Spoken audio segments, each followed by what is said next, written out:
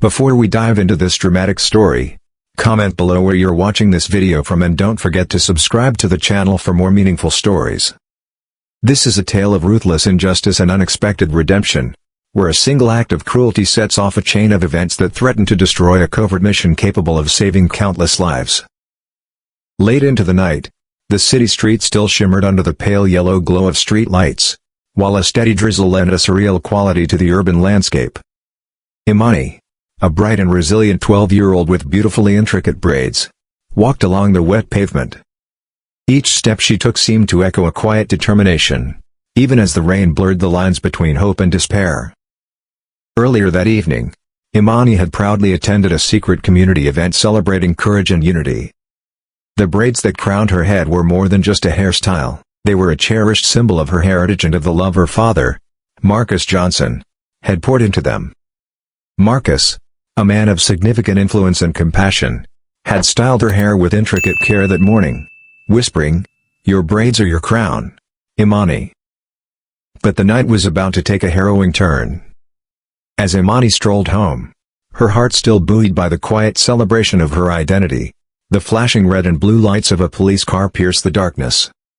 The vehicle slowed and pulled up beside her, its lights casting an eerie glow on the glistening pavement, as if heralding an unwelcome fate. From behind the wheel stepped Officer Vanessa Black, a policewoman known for her harsh judgments and a relentless suspicion toward anyone who deviated from her narrow view of order.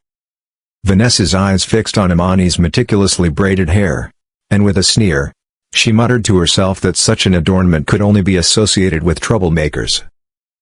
Without any regard for Imani's evident vulnerability, Officer Black confronted her with a cold, authoritative tone. "Stop right there," she commanded sharply, her voice echoing in the quiet night. Imani's grip tightened on a small envelope containing a note of encouragement from her community, a tangible reminder of the evening's celebration of resilience and unity. In a heart-wrenching display of cruelty, Officer Black ordered Imani to remove her braids, insisting that they were a symbol of defiance and potential mischief. "Cut them off, now," she demanded, her tone leaving no room for explanation. Imani's eyes widened in disbelief as the very strands that had been groomed with love and care were now being dismissed as evidence of trouble. Desperation and sorrow mixed within Imani as she reluctantly reached for a pair of scissors from the officer's own glove compartment, a cruel twist of fate. Each snip was a stab to her identity, a painful removal of the legacy her father had so lovingly crafted. The rain fell harder, mingling with the tears that threatened to spill from her eyes, as she fought to hold onto her dignity. At that moment, an unexpected presence lurked in the shadows, a man in a tailored black suit whose piercing gaze had been fixed on the unfolding injustice. Unbeknownst to Officer Black, he was Marcus Johnson, Imani's father, a powerful figure whose influence extended far beyond the ordinary. He had been covertly overseeing a critical mission that night, a mission with the potential to save countless lives. When Marcus learned of the officer's heartless act, it ignited a fierce determination within him. With the weight of his authority and compassion, he swiftly intervened. What had begun as an act of brutal humiliation was transformed into a scene of retribution. Marcus's presence turned the situation on its head, his commanding voice cutting through the night as he demanded accountability. Officer Black, once so assured in her actions, found herself confronted by the full force of Marcus's influence. The balance of power shifted in an instant. What began as a one-sided act of cruelty quickly spiraled into a confrontation with far-reaching consequences. Marcus made it clear that such abuse of power would not be tolerated, and the scales of justice began to tip in Imani's favor. As the confrontation unfolded, the night air thickened with tension and the promise of retribution. The shimmering street lights bore silent witness to the reversal of fortunes, as a father's love and authority dismantled the cruelty inflicted upon his daughter. Imani, though wounded by the ordeal, felt a spark of hope rekindling within her. In the end, the event proved that even in the face of unimaginable humiliation, dignity could be reclaimed. The officer's actions would haunt her, and the consequences of that ruthless act would resonate far beyond that rainy night, serving as a stark reminder of the price of injustice and the power of parental love to right even the gravest wrongs. Before we dive into this dramatic story, Comment below where you're watching this video from and don't forget to subscribe to the channel for more meaningful stories. This is a tale of ruthless injustice and unexpected redemption, where an act of cruelty sets off a chain of events that threatens to derail a covert mission aimed at saving countless lives. Late into the night, the city street shimmered under the pale yellow glow of street lights as a gentle drizzle blurred the edges of reality. The rhythmic patter of rain on the pavement created a melancholic melody, setting a somber stage for what was about to unfold. Imani, a brave and resilient 12-year-old with exquisitely intricate braids, walked steadily along the wet sidewalk. Her hair, carefully styled that morning by her beloved father, Marcus Johnson, was a cherished emblem of her identity and heritage. The delicate strands were a silent tribute to his unwavering love and dedication. As Imani made her way home after a secret community celebration of unity and courage, a patrol car's flashing red and blue lights abruptly interrupted her peaceful journey. The vehicle pulled up beside her, and from within stepped Officer Vanessa Black, a policewoman notorious for her harsh judgment and an unyielding adherence to protocol. "Over your bag and you refused. Your lack of cooperation only deepens my suspicion," Officer Black barked, her tone icy and uncompromising. Imani met her gaze with calm resolve, her large eyes steady and unflinching. Taking a deep breath, she replied softly, "I didn't do anything wrong. Everything in my bag is just my school books and a few personal items. If they get wet, they'll be ruined." Unmoved by Imani's protest, Officer Black stepped forward and snatched the small satchel from her hands. Imani instinctively resisted, but the officer's determination only grew fiercer. In a cruel twist of fate, Vanessa snapped a pair of handcuffs onto Imani's wrists with a chilling click that echoed through the silent night. Imani's body trembled as she stood motionless in the downpour, each drop mingling with the quiet hum of injustice. Inside, she felt a deep, aching humiliation, yet she refused to let her inner strength falter. She would not allow Officer Black to see her crumble under the weight of this unmerited punishment. Inside the station's holding room, Imani was seated on a cold metal chair. Her once pristine dress was soaked, her hair disheveled, and her wrists restrained before her. Harsh fluorescent lights added to the oppressive atmosphere, each beam intensifying the stark contrast between her dignified resolve and the cruelty inflicted upon her. Outside the cramped room, Officer Black stood authoritatively as she filled out detention paperwork with mechanical precision. At her command, a nearby officer fetched George, a middle-aged barber known for his gentle demeanor, to address this hair situation. Despite his reluctance, George understood that orders must be obeyed, even when they conflicted with his compassionate instincts. With a heavy heart, George approached Imani. As he opened his tool set, each snip of the scissors resonated like a dirge in the silent room. One by one, the intricately crafted braids, crafted with so much love by her father, fell to the floor. Each fallen strand was a piercing reminder of Imani's dignity being stripped away before the eyes of a cold enforcer. Just as the final braid touched the ground, the heavy silence was shattered by the crash of the station's front doors. Captain Thomas Monroe strode in with an air of authority, his piercing gaze immediately capturing the unfolding injustice. His presence turned the tide, and every officer in the room instinctively averted their eyes. Monroe's voice cut sharply through the tension as he confronted Officer Black. "Who did you just bring in?" His tone was stern and laced with forewarning. Vanessa, still composed, replied curtly that Imani was a suspicious girl caught wandering at night, a flimsy justification for her cruel actions. At that moment, Captain Monroe's expression changed. "Emily Carter?" he repeated slowly, his voice dropping to a dangerous whisper. In that instant, it was revealed that Imani was not just any girl, she was the daughter of Marcus Johnson, a prominent federal agent with a covert mission that had the power to save countless lives. Realizing the gravity of her actions, Officer Black's confident demeanor faltered. With Marcus arriving on the scene moments later, the balance of power shifted irrevocably. Marcus's authoritative presence and deep network of influence ensured that Vanessa Black would soon face consequences far beyond her worst imaginings. In the aftermath, as Imani clutched the remnants of her precious braids, a symbol of her identity and dignity, her eyes shone with defiant determination. Though her hair was forever changed and her spirit momentarily wounded, She knew in her heart that justice had been served. The night had been marred by cruelty, but in its wake, a powerful lesson on resilience and the strength of parental love emerged, promising that even the darkest acts cannot extinguish the light of truth and honor. Before we dive into this dramatic story, comment below where you're watching this video from and don't forget to subscribe to the channel for more meaningful stories.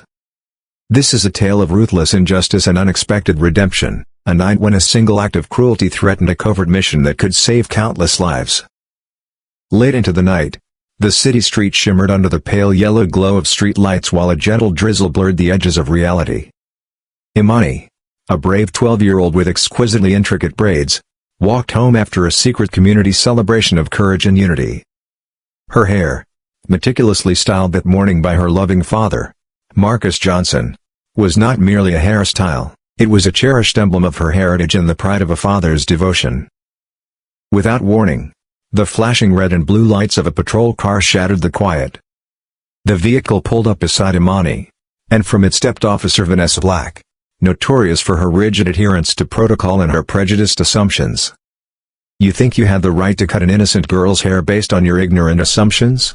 Captain Thomas Monroe roared as he burst into the room later at the station, his hands slamming onto the desk. His voice reverberated through the stark, fluorescent-lit holding area where Imani sat, her drenched white dress and disheveled hair bearing witness to the night's injustice. Earlier that night, on the rain-soaked sidewalk, Officer Black had confronted Imani with a cold command. "Over your bag and you refused. Your lack of cooperation only deepens my suspicion," she had snapped. Imani, meeting her gaze with calm resolve, had replied softly, "Everything in my bag is just school books and a few personal items. If they get wet, they'll be ruined." Yet Officer Black's prejudice overcame reason. She seized Imani's small satchel and, without hesitation, snapped handcuffs onto her trembling wrists. The echo of the metal clicking shut seemed to seal Imani's fate as her carefully styled braids, a symbol of love and identity, were ruthlessly ordered to be cut off. Inside the holding room, as Imani sat silently on a cold metal chair, Officer Black's actions continued to haunt every corner of the space. The oppressive glare of harsh fluorescent lights amplified Imani's quiet defiance as she clutched the remnants of her dignity, her fallen braids, like fragile treasures. The room fell into a heavy silence, punctuated only by the ticking of a wall clock and the distant murmur of rain. At that moment, Captain Monroe's furious confrontation broke the stillness. "You think that by mutilating a young girl's hair you can satisfy your baseless suspicions? Look at these," he bellowed, flinging a set of incriminating photos onto the desk before Officer Black. The images revealed a notorious criminal network led by Davenport, a shadowy syndicate involved in human trafficking, arms smuggling, and money laundering. Men like Davenport command armies of corrupt cops and influential politicians. "Your reckless act has given them the perfect excuse to suspect Marcus Johnson's loyalty," he declared, his eyes blazing with fury. Officer Black's hands trembled as she glanced at one of the photos, a grim portrait of Davenport standing shoulder to shoulder with his intimidating lieutenant, Victor Steele. "Davenport is already suspicious of Marcus because of this," Captain Monroe continued. "If he discovers Imani is Marcus's daughter, not only is Marcus's life at risk, but so is the entire mission we've worked so hard to protect." The gravity of her mistake began to sink in as Officer Black's defiant facade crumbled beneath the weight of responsibility. Moments later, Marcus Johnson strode into the holding area. His dark suit was impeccable, yet his eyes were steely and filled with restrained fury as he knelt beside Imani. "I'm okay, Dad," she whispered, her voice trembling but resolute. Marcus gently brushed a stray tear from her cheek and vowed, "I'll make this right." Turning to face Officer Black, his gaze was unyielding. "Officer Black, do you understand the consequences of your actions?" he demanded in a low, menacing tone. "I have spent years building trust to dismantle Davenport's network. Your prejudice has not only hurt Imani but has jeopardized a mission that holds the lives of many in its balance." Unable to muster a proper defense, Officer Black stammered a feeble, I know I messed up." Captain Monroe interjected, "You're suspended effective immediately. We will address this in due time." The words left her reeling as she slumped into a chair, the image of Imani's tear-filled yet defiant eyes haunting her every thought. Then came a desperate command from Marcus. "Officer Black, you have one chance to redeem yourself. I need you to get close to Victor Steele and earn his trust. Davenport's network is vast, and if we fail, the entire mission will collapse." With a mix of dread and determination, Officer Black, now the only link between law enforcement and a criminal underworld, slipped into a dingy bar on the city's outskirts. Dressed in a worn leather jacket and appearing disillusioned, she stepped inside, aware that every misstep could cost innocent lives. In that moment, under the dim glow of the bar's lights and amid suspicious glances from every corner, Officer Vanessa Black faced the daunting challenge of atoning for her actions, a chance to restore not only her own honor but also the delicate balance of justice that hung in the balance. Before we dive into this dramatic story, comment below where you're watching this video from and don't forget to subscribe for more meaningful stories. This is a tale of ruthless injustice and unexpected redemption, a night when an evil act threatened to upend a covert mission capable of saving countless lives. Late into the night, under the pale glow of street lights and amid a soft drizzle, 12-year-old Imani made her way home after a secret community celebration of courage and unity. Her exquisitely intricate braids, styled that morning with love by her father, Marcus Johnson, were not only a tribute to her heritage but a symbol of hope. That hope, however, was shattered when Officer Lisa Harper, driven by prejudice and a twisted sense of duty, forced Imani to cut her cherished braids simply because she believed the girl was a troublemaker. "Over your bag and you refused. You left me no choice," Captain Thomas Monroe roared later in the station, slamming his hands onto the desk as officers flinched at his fury. "You think you had the right to mutilate an innocent girl's hair based on your ignorant assumptions? Look at these." He thrust a set of incriminating photos in front of Officer Harper, his voice laced with menace. The images depicted Richard Grayson, the head of a sprawling criminal empire involved in human trafficking, arms smuggling, and money laundering, standing alongside his cold, calculating lieutenant, Victor Steele. "Because of your reckless actions, Grayson now has every reason to suspect Marcus Johnson's loyalty. If he discovers Imani is his daughter, the entire mission to dismantle this network will collapse." Caught off guard by the gravity of her mistake, Officer Harper stuttered, I didn't know. I didn't mean to." Her words were drowned by Monroe's bitter sarcasm. "Do you think that excuses the consequences? If Grayson strikes, we'll lose our only chance to bring him down." His voice echoed as Imani, sitting quietly on a cold metal chair in the holding room, listened in silence, her tearful yet defiant eyes etching the moment into her memory. Not long after, Marcus Johnson strode into the holding area in a pristine dark suit, his gaze steely and his voice low with restrained fury.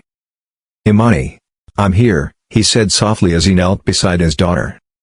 "I promise. I'll make this right." His words, heavy with determination, contrasted sharply with the cold efficiency of Officer Harper, whose earlier actions had forced Imani into a humiliating ordeal. "Lisa Harper," Marcus continued, fixing her with an unyielding stare, "do you understand the consequences of your actions? I have spent years building trust to bring down Grayson's network. Your prejudiced decision not only hurt Imani, but now jeopardizes an entire operation that could save countless lives." Unable to muster a proper defense, Lisa's voice faltered. I know I messed up," Captain Monroe interjected. "You're suspended effective immediately." "We'll address this later." The crushing weight of her mistake forced Lisa to confront her own demons as she was left alone with a growing sense of regret, a regret that drove her to seek redemption. Determined to atone for her past misdeeds, Lisa later found herself at a dimly lit bar on the outskirts of town. Cloaked in a worn leather jacket, she strode confidently to the counter and ordered a whiskey, loudly remarking, "Being a cop doesn't pay much, does it? Too many rules, too little reward." Her words caught the attention of Victor Steele, whose razor-sharp gaze soon locked onto her. "Who are you?" he growled in a low, menacing tone. Lisa replied with a cool detachment, "I'm a cop, tired of a broken system." "I heard you might help me get a fresh start." Victor's lips curled into a cold smile, and after a long, tense pause, he motioned her outside. They retreated to an abandoned warehouse, a known hub for Grayson's illicit operations. There, amidst the gloom and danger, Victor demanded that she prove her worth. Lisa explained that she could supply valuable intel, investigation plans, raid schedules, and insider contacts, in exchange for a chance to mend her tarnished reputation. With a final warning that betrayal would cost dearly, Victor allowed her a tentative opportunity to redeem herself. The stakes soon escalated when Marcus and his federal team prepared to raid Grayson's warehouse. In the midst of chaos, Officer Harper, now playing a critical role in the operation, volunteered to distract Victor Steele while pinpointing Grayson's exact location. As gunfire shattered the tense silence and agents stormed the building, Lisa found herself caught in a dangerous crossfire. In a split second, when Victor's betrayal became evident and a stray bullet hurtled toward her father, she lunged to shield him. The gunshot rang out, and Lisa collapsed, blood seeping through her shirt. In the aftermath, as Marcus's team subdued the criminals and apprehended Grayson himself, Lisa lay on the cold floor, her eyes still burning with determination despite the pain. "I promise no more failures," she whispered weakly. Her sacrifice had not been in vain. Thanks to her intervention, the mission was saved. In the hospital days later, as Marcus and Imani stood by her bedside, Imani's gentle gratitude and renewed spirit affirmed that true strength came from overcoming even the most bitter humiliation. Standing on the cusp of a new beginning, Lisa Harper eventually resigned from the force, determined to rebuild her life from the ruins of her past. With each step forward, she embraced her newfound purpose: to transform her mistakes into a catalyst for change, and to honor the resilience of those she once wronged. Bittersweet determination softened the hard lines on her face as Lisa Harper addressed Captain Monroe in a quiet, resolute tone. "Captain, I've thought about this a lot. I'm no longer the right person for this role. Being a cop has taught me so much, but I can't keep hiding behind the prejudices this job once fed me. I need to step away from that darkness and start fresh, by helping the people I've hurt." Monroe paused, studying her for a long moment before placing the resignation letter on his desk. "I respect your decision, Harper. And remember, your actions during the last mission showed not only your courage but your capacity for real change. Don't ever forget that." Lisa felt a weight lift from her shoulders as she left the office, carrying with her both relief and a burning determination to begin a new journey, a journey of redemption and service, even if it meant leaving the badge behind. Meanwhile, Imani Johnson's music career blossomed in the wake of her painful ordeal. After a triumphant performance at a grand concert hall, her name began to circulate far and wide. The young girl who had once been forced to cut her cherished braids, a symbol of her heritage and identity, now shone as an inspiration to thousands. In interviews, Imani would say, "I don't just play music. I share my story. Music is my language of healing." At one major concert, she debuted a new composition. The opening notes were gentle yet powerful, recounting her journey from pain and humiliation to resilience and forgiveness. As the final chord faded, the audience remained silent for a heartbeat before erupting into thunderous applause. In the front row that evening, Marcus Johnson watched his daughter with pride sparkling in his eyes. He had witnessed firsthand the transformation of a young girl who had endured so much, only to turn her suffering into a source of strength that resonated with everyone around her. Later, when Imani returned home, she discovered an envelope neatly placed on the table. The elegant handwriting on the envelope bore her name. Inside was a letter from Lisa Harper.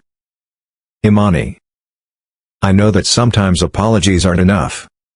I acted unfairly, letting my own prejudices guide me and causing you pain you never deserved. There is no excuse for that. But you changed me. Your resilience and courage forced me to confront my own mistakes. I've realized that true strength isn't found in power, it comes from compassion and forgiveness. I've resigned from my position and am dedicating myself to community work. I hope that through my actions, I can begin to make amends. Thank you for not letting me destroy who you are. You inspired me to become a better person. I wish you success and happiness." Imani folded the letter carefully and placed it on her piano, studying it for a long moment as a mixture of relief, gratitude, and closure washed over her. Although the past could never be undone, she sensed that a heavy burden had been lifted, opening the door to new beginnings. A few weeks later, at a bustling community center where Lisa had begun her work, she led a workshop on overcoming adversity for a group of teenagers. Many of them had faced hardships and been unfairly labeled, much like Imani once had. Lisa listened intently to their stories, sharing her own painful journey and offering hope and guidance. In that moment, as she encouraged the youth to see beyond society's narrow judgments, the memory of her past actions drove her to rebuild the trust she had shattered with Marcus, Imani, and the community she once served. After the session ended, Lisa noticed a familiar figure lingering in the doorway. Her heart raced as Imani stepped forward, her expression calm and kind. With a faint, forgiving smile, Imani said, "Thank you for the letter, Lisa. I don't hate you, I'm glad you've changed." Lisa's throat tightened at those sincere words. "Thank you," she whispered, "for giving me a chance to make things right. I'll never forget that." For a moment, they stood in silence, not of distance, but of understanding. Though their paths had diverged, both knew that the wounds of the past had transformed into lessons for the future. In the months that followed, Imani continued her musical journey, performing across the country and using her story to inspire others. Her new compositions carried messages of resilience, forgiveness, and the power of human connection. At the same time, Lisa dedicated herself to rebuilding her life at the community center. Organizing workshops, mentoring troubled youth, and tirelessly working to restore trust within the neighborhood, her efforts were a testament to the fact that change is possible even after the deepest of mistakes. On the night of one of Imani's most anticipated concerts at the Grand Concert Hall, hundreds gathered to hear her perform. Lisa, no longer seeking recognition or forgiveness, slipped quietly into a shadowed seat. As the audience hushed in anticipation, Imani appeared on stage in an elegant white dress. Her graceful, confident steps and the warmth in her eyes spoke of a young woman who had overcome profound adversity.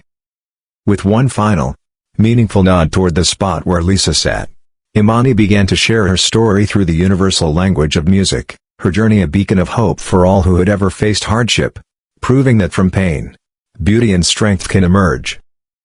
A bittersweet smile graced her face as Imani's music filled the hall with healing and hope. "You must know that no matter what life throws your way, you can stand up and move forward," she declared, her voice steady and resolute. When her final words faded, the entire auditorium erupted into thunderous applause, not just in celebration of her extraordinary talent, but for her unwavering courage, her capacity to forgive, and the strength she had discovered within herself. Tears streamed down Officer Lisa Harper's cheeks as she joined the applause, each clap a reminder of both the past and the promise of change. Imani returned to the piano to perform her newest composition, titled Resilience. The opening notes were as gentle as raindrops, gradually swelling into a powerful melody, a musical narrative of transformation. Every note spoke of pain, perseverance, and ultimate triumph. Lisa closed her eyes and allowed the music to wash over her. Each chord resonated with Imani's journey, and, in a way, mirrored her own story of past mistakes, hard lessons, and a newfound hope. The melody whispered that no matter how dark the past might be, a glimmer of light can always be found. As the final note faded into silence, the audience hesitated, honoring the sacred moment before erupting into another wave of applause that filled the hall with genuine appreciation. Lisa smiled through her tears, wiping away the last trace of sorrow. In that instant, she understood that Imani had transcended her pain, not just her personal struggles, but also the weight of everyone's expectations. Quietly, Lisa slipped away from the stage, leaving Imani to bask in the well-deserved triumph of her performance. On her walk home, a profound sense of relief settled over her. Without words, she knew that Imani had forgiven her, that the quiet, accepting look in the young girl's eyes spoke volumes. The next morning at the community center, Lisa led a group discussion with teenagers who had all faced prejudice and hardship. With rare candor, she recounted her own mistakes and the lessons she had painfully learned. Her honest admission resonated deeply with the group. "I used to carry toxic beliefs that hurt others," she confessed softly. But I now know that anyone can change if they truly want to." The teens listened intently, their guarded expressions slowly softening into glimmers of trust and hope. In the weeks that followed, Imani and Lisa's intertwined stories became the heart of a short documentary produced by a non-profit organization. The film chronicled Imani's transformation from a victim of unfounded cruelty to a symbol of hope, alongside Lisa's evolution from a rigid enforcer of prejudices to a compassionate mentor dedicated to healing. The documentary struck a chord with viewers across the nation. Letters poured in from young people inspired to find strength in their own struggles, and more teenagers began seeking Lisa's guidance at the community center. One afternoon, while Lisa supervised a vibrant mural project at the center, the sound of Imani's piano softly playing in another room drifted through the air. Lisa paused to admire a nearly finished mural, a vivid depiction of a phoenix rising from the ashes, accompanied by the words "Resilience is strength." A warm smile spread across her face as she realized that her journey and Imani's were forever intertwined. They had not erased the past. Instead, they had transformed it into something meaningful and beautiful. Later, in a sunlit corner of the community center, Lisa dressed simply and arranged chairs for a morning gathering. Every day now held a quiet rhythm, a grounding routine in her new life away from the badge of a police officer. Instead, she devoted herself to mentoring disadvantaged youth, helping them rediscover hope and faith in their futures. One day, as she guided a group of teenagers working on the mural, a shy boy named Jaden hesitated before speaking. "Miss Harper, why are you here? You're not like the others," he asked cautiously. Lisa knelt down, offering him a gentle smile. "I'm here because I want to make up for my mistakes. I once believed harmful things that hurt people, but I've learned that change is possible if we truly try." Meanwhile, in a nearby room, Imani was teaching a group of children how to play the piano. Inspired by Lisa's suggestion that music could bridge gaps, Imani's lessons were filled with stories of resilience and hope.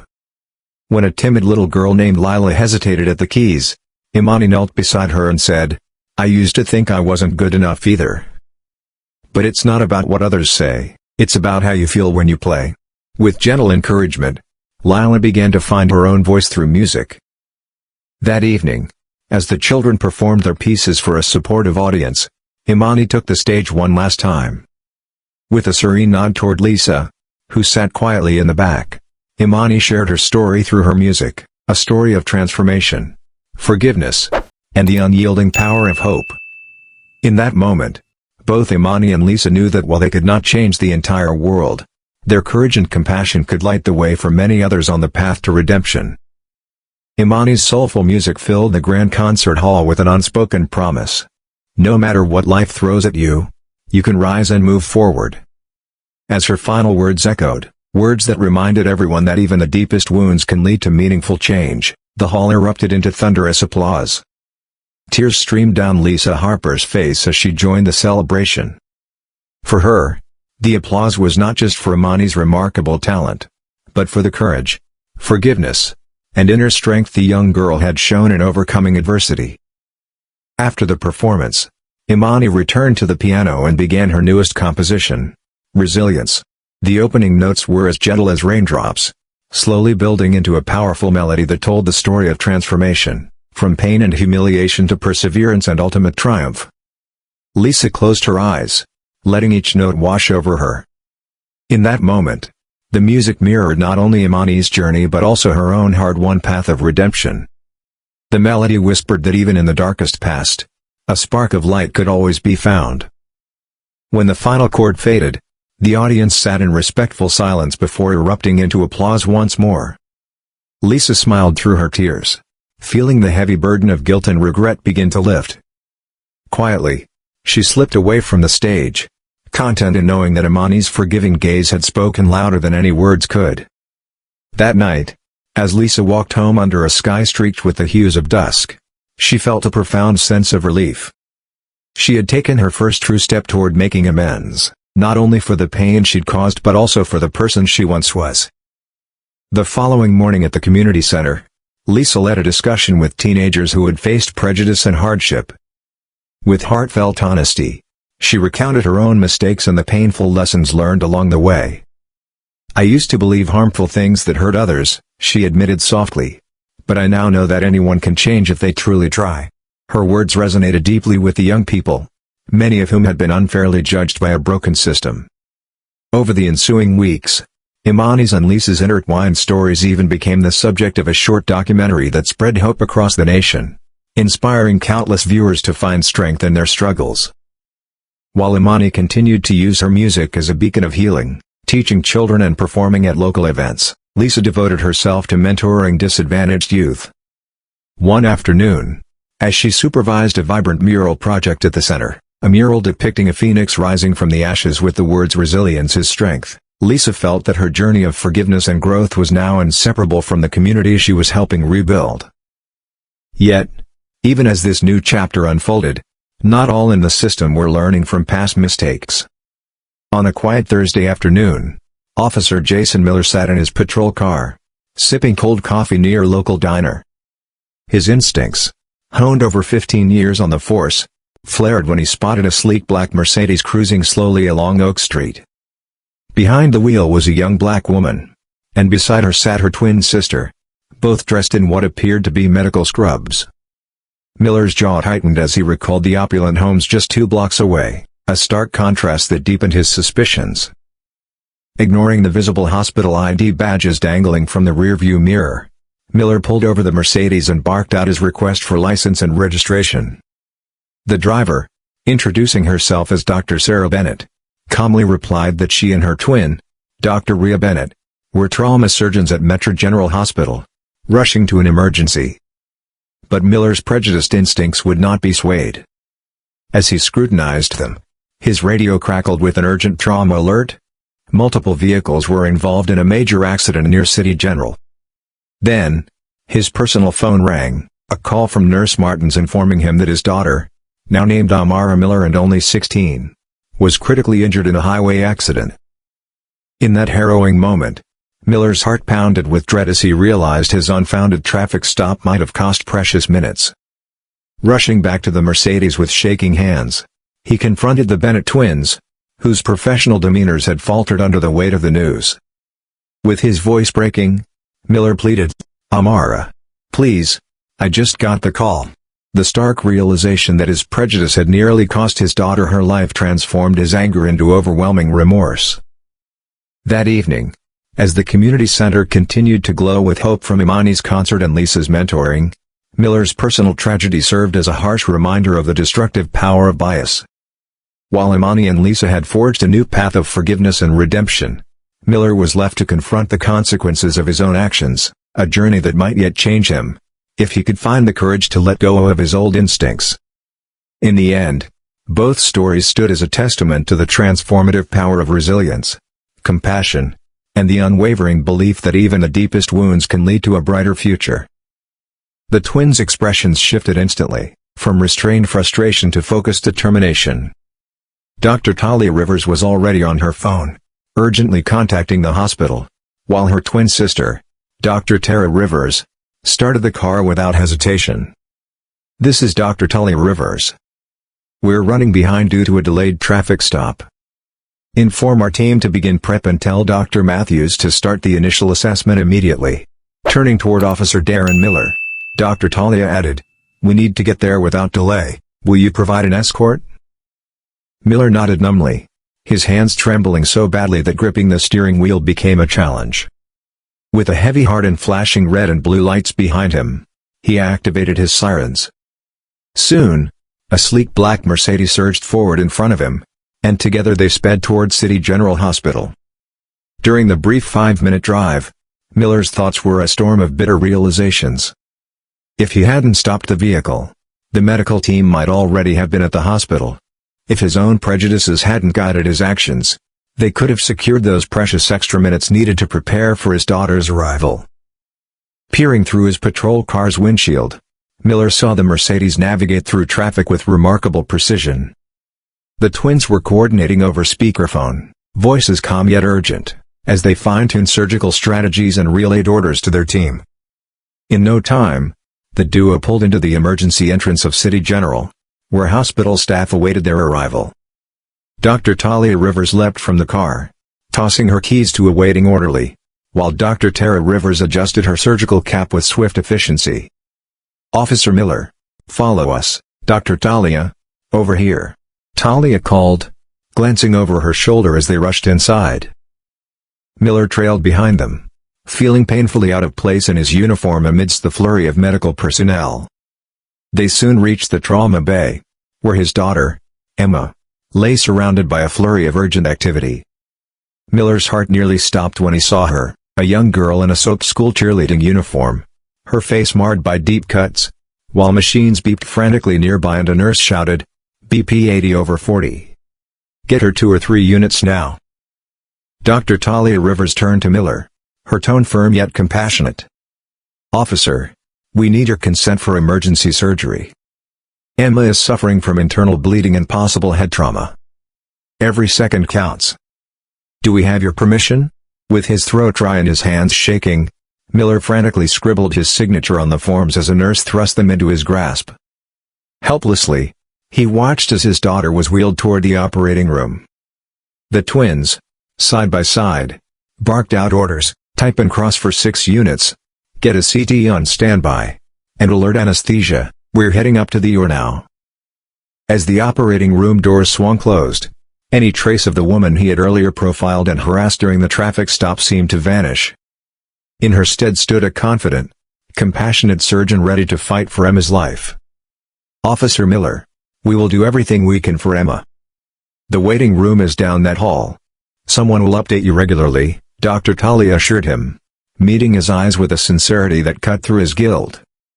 "Despite everything that happened, know that your daughter is receiving the absolute best care we can offer." With those words, she slipped through the doors, leaving Miller alone in the hallway, his world turned upside down. He stared at the closed doors, haunted by memories of the traffic stop, the suspicion, the condescension, the barely veiled hostility, and now, these very professionals held his daughter's life in their hands. A kind-faced nurse gently led him to the waiting area, where he sank into an uncomfortable chair. His uniform, once a source of pride, now felt unbearably heavy, a constant reminder of all the assumptions and biased decisions he had made over the years.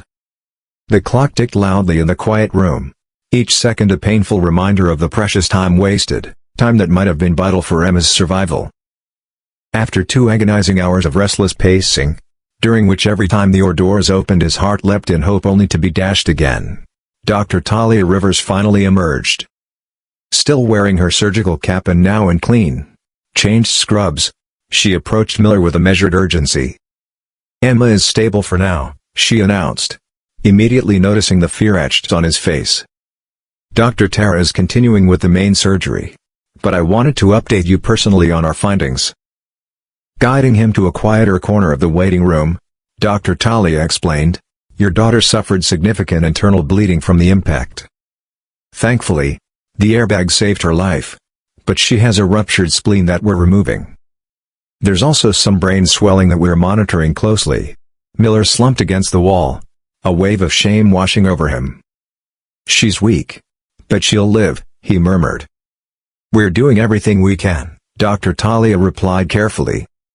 "The next few hours are critical, but Dr. Tara is one of the best surgeons I know, and not just because she's might win. Emma is young and strong. That's in her favor." Miller's gaze fell to the floor as regret and shame mingled with relief. "Dr. Rivers, about earlier, I need to apologize for how I treated you and your sister," he began, his voice barely audible. Dr. Talia raised a hand, halting him gently. "Officer Miller, right now our only concern is your daughter. We can discuss everything else later." Just then, her pager beeped urgently. Checking it, her expression turned serious. "I need to get back," she said. "Someone will update you again soon. If you'd like, you can observe from the gallery. Sometimes seeing the care firsthand helps families understand the process." As Dr. Talia hurried off, Miller called after her, "How long will the surgery take?" "At least several more hours," she replied briefly before disappearing through the ER doors. Left alone once more, Miller could only watch and wait, his earlier prejudices now transformed into a painful lesson on the true cost of bias, a lesson measured in the precious minutes of a daughter's life. It was difficult to watch. Officer Miller nodded gratefully as a nurse led him up to the observation room above OR3. Through the large window, he could see the organized chaos unfolding below. Dr. Sarah Carter stood at the operating table, her movements precise and confident as she worked to save little Emma's life. Medical instruments gleamed under the bright lights, and monitors displayed her vital signs in real time, while nurses moved efficiently around the room, anticipating the surgeon's every need. Not long after, Dr. Rachel Carter quickly scrubbed in to rejoin her twin sister. From his vantage point, Miller watched in awe as the twins worked in near-perfect synchrony, barely needing to speak as their skilled hands communicated volumes through every precise motion. He noticed details he hadn't seen before, the way Dr. Sarah's forehead furrowed in concentration when Emma's blood pressure dipped, and how Dr. Rachel's eyes remained fixed on her work, even as she discreetly wiped sweat from her brow. They handled Emma's fragile, unconscious form with such gentle care, as if she were their own daughter. These were the very women he had treated with disrespect only hours earlier, assuming they couldn't possibly be the doctors they truly were. A memory flashed in Miller's mind. During the traffic stop, Sarah had handled the steering wheel with deliberate calm, while Rachel's movements were slow and measured. Now, he realized, they weren't merely following police protocol, they were fighting for their lives. How many times had they been profiled before? How many officers like him had made assumptions based solely on appearances? Yet here they were, dedicating every ounce of energy to keeping his daughter alive. Suddenly, an alarm began beeping rapidly.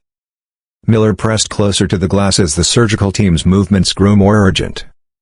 Dr. Sarah called out clear, steady orders, and Dr. Rachel quickly moved to address a complication that had arisen. Miller's heart raced as he watched in helpless terror. All his authority as a police officer meant nothing here. He couldn't protect Emma, couldn't help her. All he could do was watch and pray that these remarkable doctors, whom he had so wrongly judged, would save his little girl. In the OR, the Carter twins continued their delicate work with unyielding focus. The observation room grew dimmer as evening settled, yet Miller's eyes never left the scene below. The latest crisis, a dangerous drop in Emma's blood pressure that had set his heart pounding, had been managed, but he knew the danger was far from over. A soft knock on the door made him turn. A young nurse entered with a cup of coffee and a sandwich. "Dr. Rachel asked me to bring you something," she said kindly, adding that she'd heard he hadn't eaten since the surgery began. Miller accepted the coffee, though the thought of food was secondary to his overwhelming worry.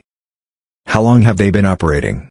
he asked, suddenly aware he'd lost all track of time. The nurse checked her watch. 5 hours now. "They haven't taken a single break," she explained, then lowered her voice. "You know, we were all worried when we heard it was your daughter. The Carter sisters. They've had their share of difficult experiences with local police." Miller's grip tightened on the coffee cup. "What do you mean?" he asked. The nurse hesitated before speaking softly. "Last year, Dr. Sarah was pulled over 3 times in 1 week. Once, they even made her lie on the ground because they said her medical license looked fake. Dr. Rachel had to verify her identity in full view, even in her surgical scrubs." A wave of nausea washed over Miller. Hadn't he done similar things himself? How many times had he assumed someone's credentials were false or their story a lie, all based solely on the color of their skin? Below, he watched as Dr. Sarah adjusted a light over Emma's surgical site while Dr. Rachel carefully monitored her brain pressure readings. Their focused movements showed no trace of fatigue, prejudice, or resentment, only an unwavering dedication to saving Emma's life. Then, suddenly, the monitors began beeping even more urgently. Miller pressed himself against the glass as activity in the OR intensified. A nurse called out that Emma was hemorrhaging. Calmly, Dr. Sarah announced, "Rachel, take over here, I need to check the surgical site." Miller watched in terror as red blood began pooling faster than the suction could clear it. The twins moved with increased urgency yet maintained their composed precision. Other staff hurried in to deliver additional supplies and blood units. "Come on, Emma," Miller whispered, pressing his palms against the cold glass. "Fight, baby girl. Please fight." Minutes stretched like hours as the surgical team battled to staunch the bleeding. Miller felt utterly powerless. His authority, his uniform, all meant nothing as he could do nothing but watch and hope. Finally, Dr. Rachel's steady voice broke through the tension. "Controlled, blood pressure is stabilizing." Overwhelmed, Miller's legs buckled, and he sank into a chair. The twins exchanged a brief, relieved glance before resuming their work with renewed focus. A quiet nurse, who had remained in the observation room, spoke softly. "I've worked with them for 3 years now. They're the best trauma surgeons we have. But you know what makes them truly special? After all the discrimination they've faced, they never let it affect how they treat their patients or their families." Miller sat in silence, haunted by the realization of how quickly he had judged them, how arrogantly he had asserted his authority. Now, as he watched these same women skillfully fight for his daughter's life, he was forced to confront the consequences of his own bias. Through the glass, he could see Dr. Sarah's eyes crinkle slightly, the only visible part of her face above her surgical mask, as she murmured something to her sister, and in that small gesture, he sensed their shared resolve. In that moment, every harsh assumption, every unwarranted judgment he had made, collapsed under the weight of his guilt. All he could do was wait, hope, and silently pray that these extraordinary doctors would see Emma through the night. Despite everything that had happened earlier that day, the Carter twins remained focused and professional. Their exhaustion was evident in every measured movement, yet they continued to fight for Emma with unyielding determination. As Officer Miller watched from the observation room above OR3, a kind-faced nurse led him through the door. Outside, the organized chaos of the operating room unfolded like a carefully choreographed dance. Dr. Sarah Carter's steady hands moved with precision at the operating table, and Dr. Rachel Carter, freshly scrubbed in, coordinated seamlessly with her sister. Every instrument gleamed under the bright surgical lights. Monitors displayed Emma's vital signs with unwavering clarity, while nurses anticipated every need with remarkable efficiency. Miller's eyes, fixed on the scene through the large glass window, took in details he'd never noticed before. He saw the determined crease on Dr. Sarah's forehead as she concentrated on stabilizing Emma's blood pressure, and the focused glint in Dr. Rachel's eyes as she adjusted settings and wiped sweat from her brow. The tender care with which they handled Emma, treating her as if she were their own daughter, was in stark contrast to the condescension and prejudice he had once shown them. A painful memory flashed in his mind of the earlier traffic stop, when he had questioned their legitimacy based solely on their appearance. Now, he recognized how those same doctors, who had been unfairly judged, were saving his daughter's life with every precise, purposeful movement. As the monitors indicated that Emma's heartbeat had grown steady and strong, a new crisis briefly emerged, a dangerous dip in blood pressure that sent a ripple of urgency through the room. Dr. Sarah's clear, steady voice rang out as she called for additional supplies, and Dr. Rachel swiftly took over critical tasks. Miller's heart pounded as he pressed himself closer to the glass, feeling utterly helpless. His authority as a police officer meant nothing in this realm of life and death. All he could do was pray that these remarkable doctors, whom he had so wrongly dismissed, would triumph over every challenge and keep his daughter alive. Hours ticked by in excruciating slow motion. Finally, after 7 grueling hours of surgery, Dr. Sarah Carter stepped back from the operating table, and Dr. Rachel Carter began closing Emma's surgical incisions. The ruptured spleen had been removed, brain swelling was under control, and all bleeding had ceased. In the observation room, Miller remained motionless. His coffee had long grown cold, and the untouched sandwich sat by his side as a silent testament to his tormented vigil.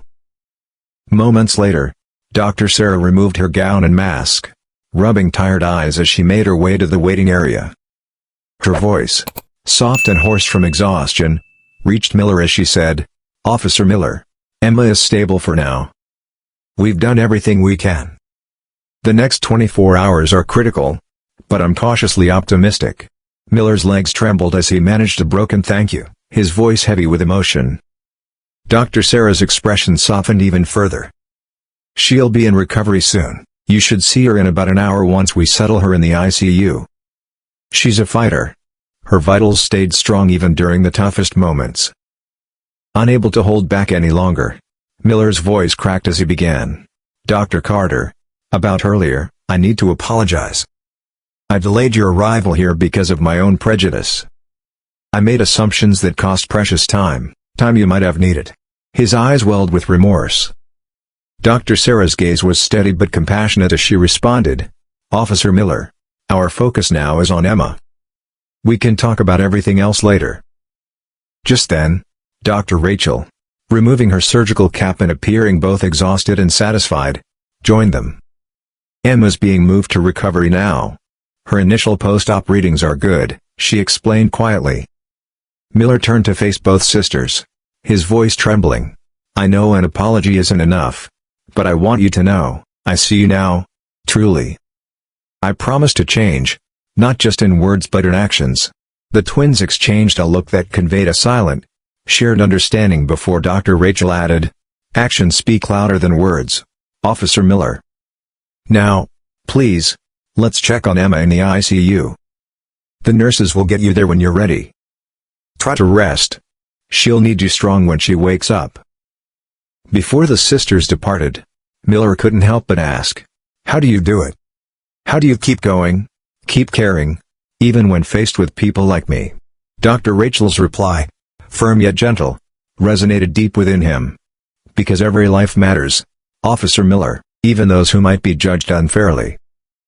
Left alone in the quiet observation room, Miller watched as the cleaning crew prepared the ore for the next case. His daughter was alive, saved by the very women he had so wrongly condemned. Overwhelmed with a newfound resolve and regret, he pulled out his phone and began composing an email to his police captain. It was time for real changes in his department's training and policies, time to address the biases that had cost so much. Later, in the pediatric ICU, Miller finally saw Emma. Lying small and fragile among tubes and monitors, her long brown hair, once carefully styled for cheerleading practice that morning, had been partially shaved for the surgery. Dr. Rachel Carter stood by her bed, checking her vital signs, while Dr. Sarah reviewed test results on a tablet. Both sisters looked exhausted, yet their focus was unwavering as they ensured every aspect of Emma's recovery was in order. A soft moan from Emma made all three freeze. Her fingers twitched, her eyelids fluttered, and Miller, his heart pounding, moved closer. "Baby girl, can you hear me?" he whispered, his voice choked with hope and relief. In that quiet moment, as the twins worked together in seamless synchrony, Officer Miller realized that while his daughter's life had been saved tonight, he still had much deeper wounds to address within himself. The painful lessons of bias and prejudice had left scars, but perhaps, with sincere change, even those scars could be transformed into a commitment to true compassion. Officer Miller quickly moved to Emma's side, pulling out a small penlight. "Emma, if you can hear me, try to squeeze my hand," he urged. Gently, he held out his hand and shone the light into each of her eyes. To everyone's relief, Emma's fingers gave a weak squeeze and her eyes slowly fluttered open, confusion mixing with the lingering haze of anesthesia. "Oh, what happened?" she whispered, her voice hoarse. "You were in an accident, sweetheart," Miller explained, tears welling in his eyes. "But you're okay now, these doctors saved your life." Emma's gaze drifted slowly between the Carter twins. "Two of you? Am I seeing double?" she mumbled, still groggy. Dr. Rachel Carter smiled warmly. "We're twins, Emma. I'm Dr. Rachel, and this is my sister, Dr. Sarah. We've been taking care of you just like the twins on my squad." Her gentle tone and friendly demeanor contrasted sharply with the bias Miller had once harbored. In that tender moment, Emma's soft words reminded him of the assumptions he had made in the past, assumptions based solely on appearances, assumptions he now deeply regretted. Dr. Sarah Carter diligently checked Emma's vital signs while Dr. Rachel recorded notes on her chart. Every teen should be judged by their talent, and every doctor by their skill and dedication, Dr. Sarah said softly. "It isn't about how we look." Emma managed a slight nod, then winced. "My head hurts," she murmured. "That's normal," Rachel assured her. "You suffered a serious injury, but you're doing very well. We'll give you something for the pain soon." As Dr. Rachel adjusted Emma's medication, Dr. Sarah turned to Officer Miller. "She'll probably drift in and out of sleep for the next few hours. One of us will check on her regularly." Miller nodded, his heart heavy with gratitude and remorse. He thought of the days when he had been quick to judge, passing on prejudices without realizing their harm. Emma's eyes began to close again as the pain medication took effect. In a soft, slurred voice, she whispered, "Dad? The doctors. They're like angels watching over me." Miller's chest tightened as he looked at the Carter twins, these brilliant, dedicated women he had once disdained, who had now saved his daughter's life. "Angels," he murmured under his breath. "You truly are angels. And I was too blind to see it."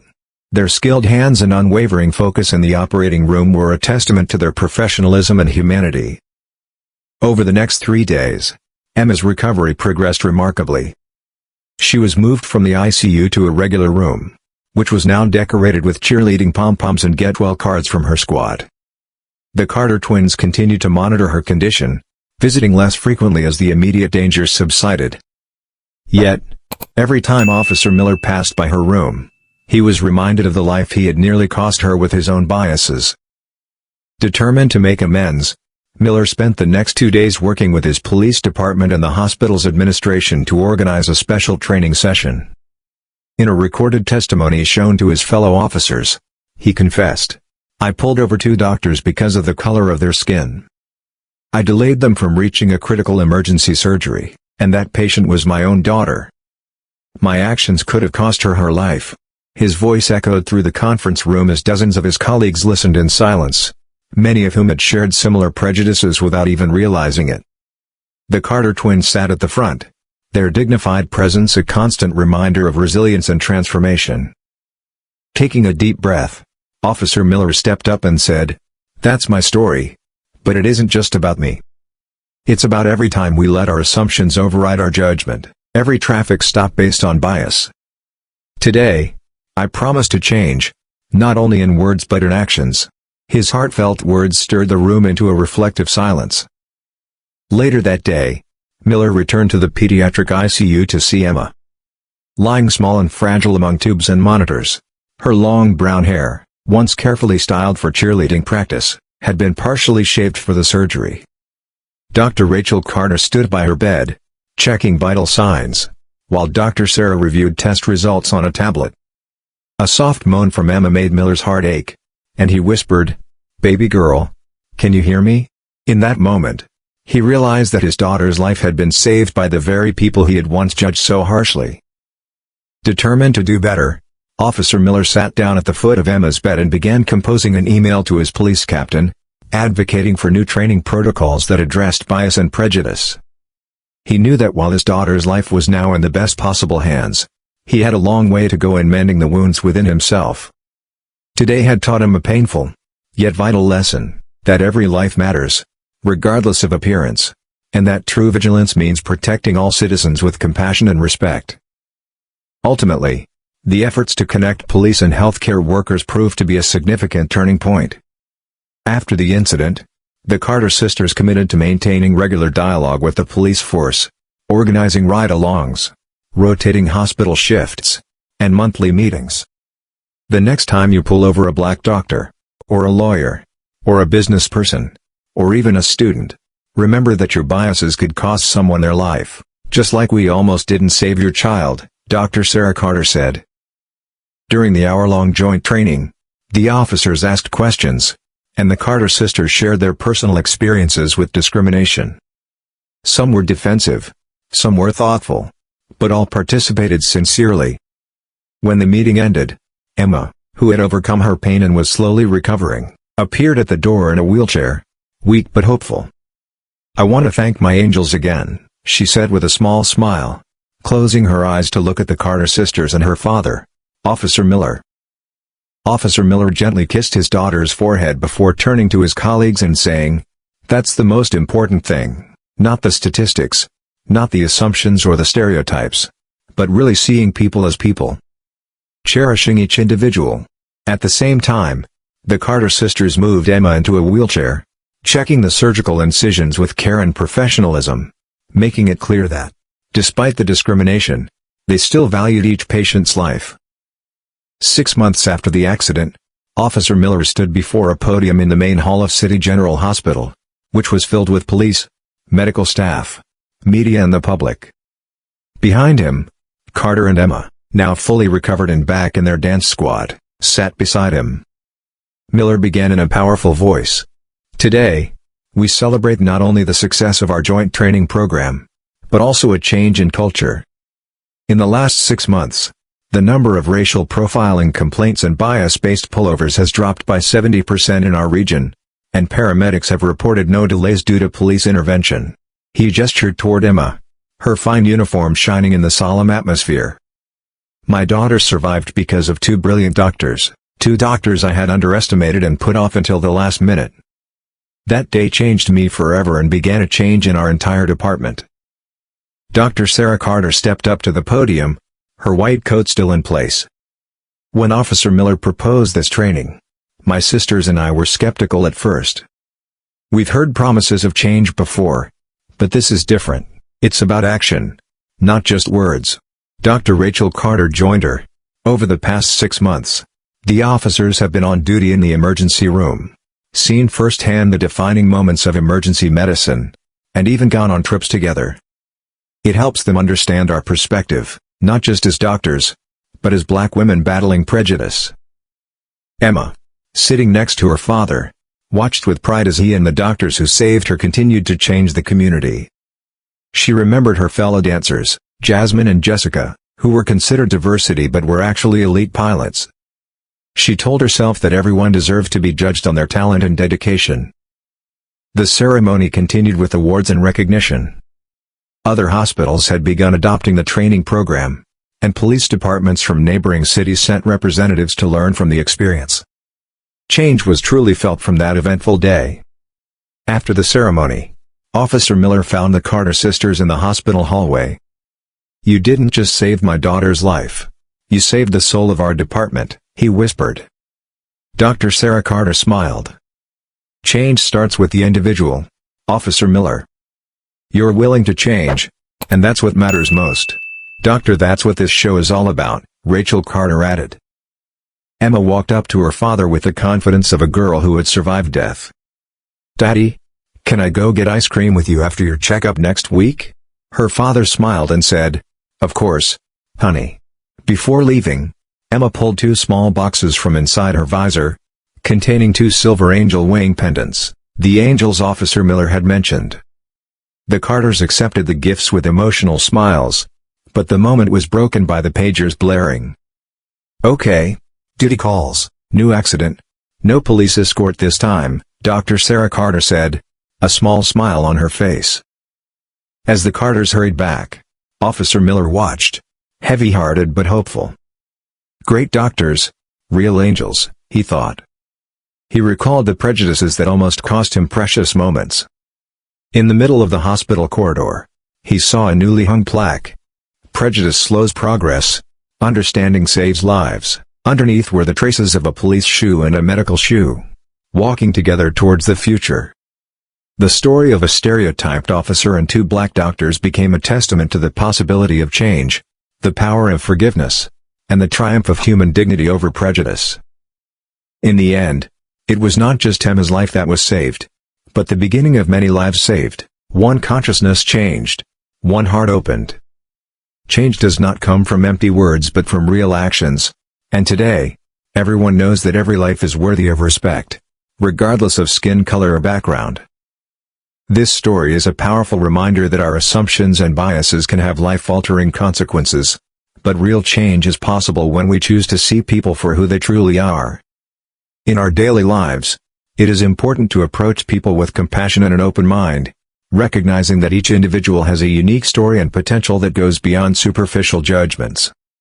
By actively challenging our biases and cultivating genuine connections, we not only uplift others, but we enrich our own lives. Remember, change starts with each of us. By listening, learning, and embracing diversity, we build a more inclusive and compassionate community. Please like this video, subscribe to our channel for more inspiring stories and share your thoughts in the comments below. Let's spread the message of change together.